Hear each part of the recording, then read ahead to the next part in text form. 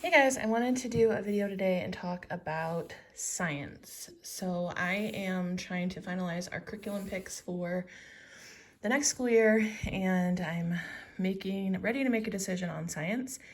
And I've kind of been going back and forth between a few different options, and so I thought I would make a video and share that with you guys, and you can kind of maybe help me decide. I think as I've been preparing for this video, I know what I want to do, but I kind of like all the options, so it's a little difficult.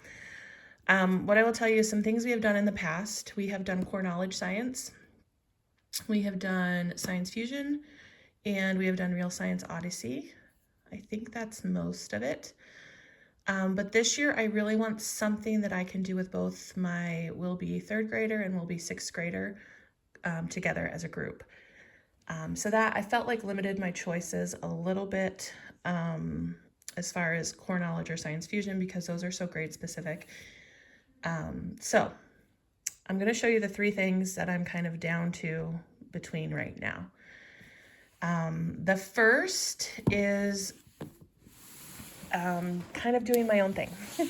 So there's this series of books, and they are by Nomad Press. I've shared about them before. We have several of like their history ones. We have like a Native American and colonial times, and I think we have one on Ben Franklin. They make a ton of them, and I really love these books. And so one of my thoughts was to pick, several of these topics that we're interested in and use these kind of like the spine of our program. So let me show you a little bit inside. They have a wide age that they cover in these, and they'll tell you on the back what the age range is. So this one says it's for ages 9 to 12. That one says 9 to 12. They make some younger, and then here's like a 7 to 10. They make older as well. That's a 7 to 10. So I thought I'd show you a little bit about these books, but I thought I could use this as our spine and then add in some other stuff as needed. But I really like the layout of these books. So this one is called Backyard Biology. Discover the life cycles and adaptations outside your door with hands-on science activities. So it has a little bit of an introduction here. They always have lots of words to know. So if you wanted to do some vocabulary work, you could. Has a pretty good introduction. And then here we have a project, and then we get into chapter 1. This is about cells. Again, there's words to know. There's some good illustrations, more words to know. And I would probably read this aloud and then pick one of the project, because when you get to the back of each chapter, there's usually several project ideas that you could do. Looks like this one has 3, and then we get on to the next chapter. So that's pretty much how the whole book is laid out. So that is, what was this, a 9 to 12? Let's look at a 7 to 10. Okay, here's a 7 to 10. This one is natural disasters. And it's laid out very similarly. These are all the things that are covered. Here's our introduction. Again, we've got words to know. There's like words to know on every page. I just really love the look and flow of these books. And then there's a project right after the introduction, and then we get into the first chapter. Here we've got investigate. Again, we've got words to know on every page. There's lots of little information kind of pulled out on the side, and then we get into projects.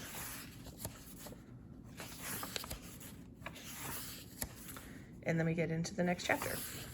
So we have used their Native American one. We used, was there one on explorers? I know we did colonial times, and I think we did a Ben Franklin one, and I just really like them. I would probably add in some other things with it, and we wouldn't do like all of the projects. We would probably just pick like one per chapter, but I just love these books, and I love the look of them. So this is one of my options for science, for something to do family style. I think that these would lend themselves really well to that. That's a 7 to 10. What's this one? This is also an ages 7 to 10. So when we do this, my kids will be 8 and 11.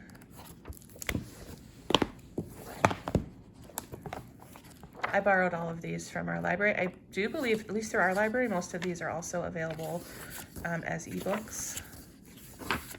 So you could even borrow them that way. We've got Gravity. Let's see, this is ages 6 to 9. This one is not as colorful. I think maybe the newer editions are the ones that are in color. We have Light and Optics. This one is, where's the age 7 to 10? Solids and Liquids. And there's others. I didn't borrow every single one that they have, but I did get a big chunk. They also have older ones for like middle school, high school, that I think are like ages 12 to 16 or 14. So that's one option. The downfall to this is that it's more work for me. We would probably do some kind of maybe science notebooking with this if we did it, and really take advantage of the words to know and things like that. So that's one option. I love these books, and so I love that idea. Okay. My next option is Real Science Odyssey. Now, we did Real Science Odyssey 1 year when it was our first year homeschooling. I think it was the life science. We didn't love it. In fact, I don't think we finished it. I think we got maybe 3/4 of the way through. A couple like complaints I had about that particular one is a lot of the books that they recommended were really hard to find even at the library. I remember I had to buy several of them used. Not all of the little like experiments and things really worked. Some of them did, but some didn't. I think those were my two like main things. I have heard, however, that was kind of the weakest of all of them. And so I wanted to look at chemistry and physics for my kids' ages. And these ones look better to me than the life science one did. And these are divided up if you were to do it the other pro to doing something like this is I'm not tied down to like a 36-week schedule. It can take us as long as it takes us to get through a book, and then we can start the next book whenever we would want. And I would think we would pick maybe like three to do in a year. I'm not sure. Okay, so anyway, this, if you do it 2 days a week, it's broken down into 36 weeks. This one is grades 2 to 5, the chemistry, and this one is 3 to 6. I'm not like overly concerned about grade level. Like I said, I'll have a 3rd grader and a 6th grader. It doesn't overly concern me because I can make things go up or down difficulty wise. You know, I can add things in for my 6th grader or take things out for my 3rd grader. So I'm not overly concerned about the grade level. But anyway, so these do come, or they don't come with, you can purchase like the student notebook pages separate. So this is chemistry. In the younger years, that was the other thing. In the younger years, I wasn't so excited about doing just one branch of science for the whole year when they're that young. I'm okay with it because we've had several years now of doing all the branches of science to focus in on just one. So that doesn't bother me this year. All right, so this is the chemistry one. And for each unit, it gives you kind of the big idea and then the small stuff. So if you have maybe a younger child, you're just gonna kind of focus on the big idea. And if you have an older child, you might focus in on some of the smaller details. So I think that's kind of what that's for. And then, let me skip ahead here. There's reading suggestions. And then we get into unit 1. So there's like the little poem, and then this is for their notebook, which is kind of the instruction informational portion. And then there is a lab. And then there's usually some kind of lab sheet to go with it. And there's a second lab and the lab sheet. And then it looks like an activity page. And then you go on to the next unit. I like the look of it. It's not colorful, but that doesn't bother me.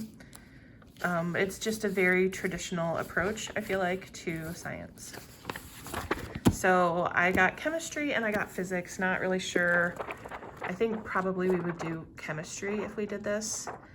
And if we did science 4 days a week instead of 2 days, we could actually do both of these in the school year. But I'm not sure. Again, it gives me a bit of anxiety being tied to like a 36-week schedule because it just never works. So I'm not sure. That's kind of my biggest hang up with doing one of these. But I feel like this is a solid contender. All right, my last choice is called Scientific Connections Through Inquiry. This is level 3. And the reason we're looking at this is because we are planning to do Torchlight level 3 next year. And I wanted to follow it more closely. And so I thought, let me look at their science recommendation. It just makes the schedule flow better if you're doing their science. Now, I believe this was written for 3rd grade, but I think it says 3 to 5 or 3 to 6. I can't remember. So my initial concern was, oh, is this going to be too easy for my 6th graders? Sorry for that reflection of my light. I know that's annoying. Anyway, so my original thought was, is this going to be too easy for my 6th grader? And I don't think it's going to be. So the other issue with this is there's not a lot of information out there about it on YouTube. So there's I found just a couple videos on this level, and both of them, one's favorable and one is not favorable, but neither one of them has the person who reviewed it used it. So that's not super helpful. What I like about this, besides the fact that it follows Torchlight's schedule, is that, sorry, my nails are horrible, is that it approaches science differently than anything else that we have done. And I think that can, if you don't know that going into looking at this, it seems maybe incomplete or something, but I'll show you the table of contents, although I don't know that I got everything printed right here, but it covers, well, it starts with a baloney detection kit, which I'll show you, then goes into cells 1, flight, motion, cells again, balance, fungi and bacteria, density, seasons, energy and motion, and buoyancy. And then there's a microscope buying guide. In the back, you do need a microscope, but it kind of walks you through that process of how much do you actually need. And then there's some information about the authors. But it tells you here in the introduction, this is like not a spin-off, but it was adapted, I think, from, does it say? Oh yeah, it's built off the Building Foundations of Scientific Understanding. Now we had the younger version of that when my daughter was in 2nd grade, but this is, I think, maybe pulled from the older version. But anyway, so this Scientific Connections Through Inquiry teaches interdisciplinary science in a way that allows children to understand foundational scientific concepts, even concepts that are traditionally not taught until high school. So again, this is important to know, I think, before you start looking at this book.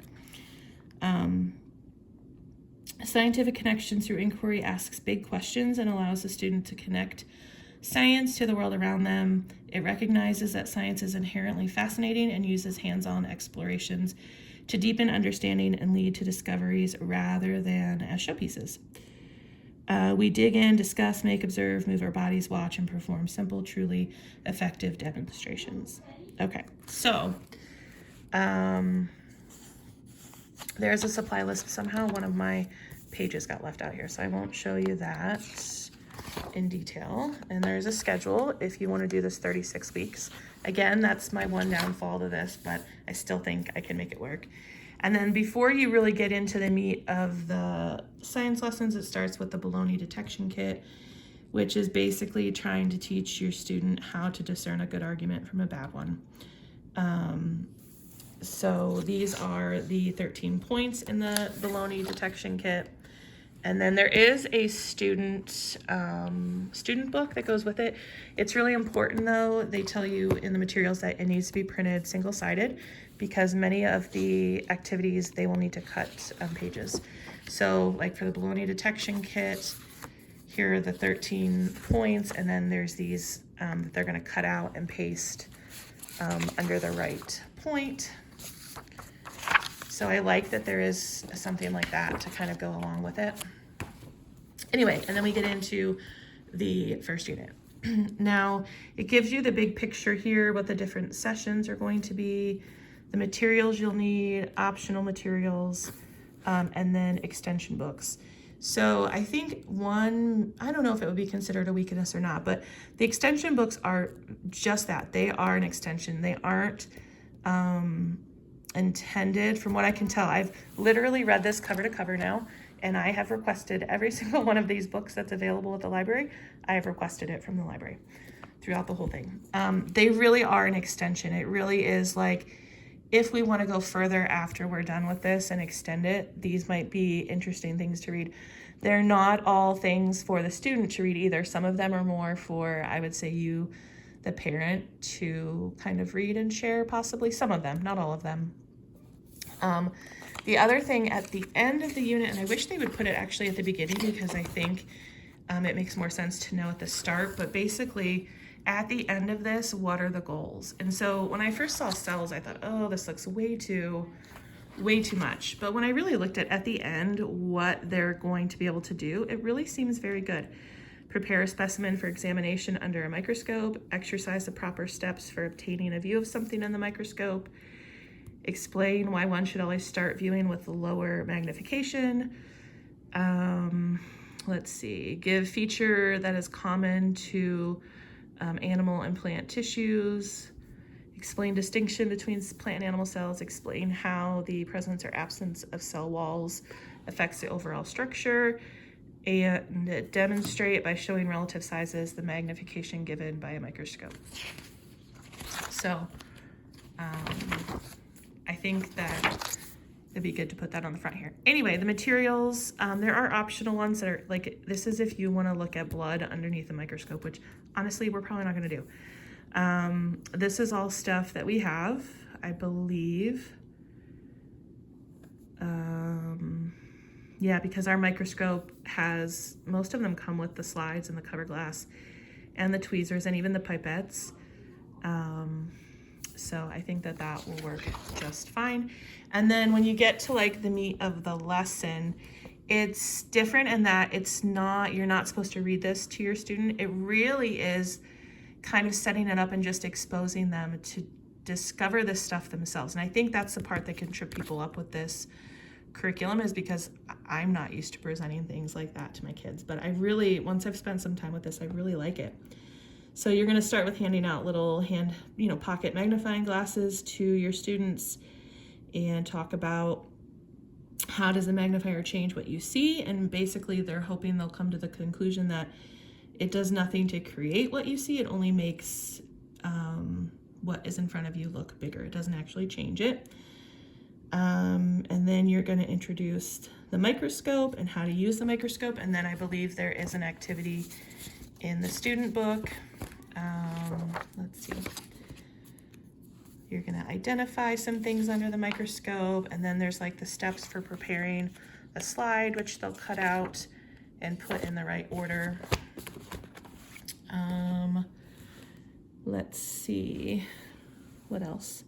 I think that's it for the first session, and then the second session you're actually going to create a slide and look at some things under the microscope.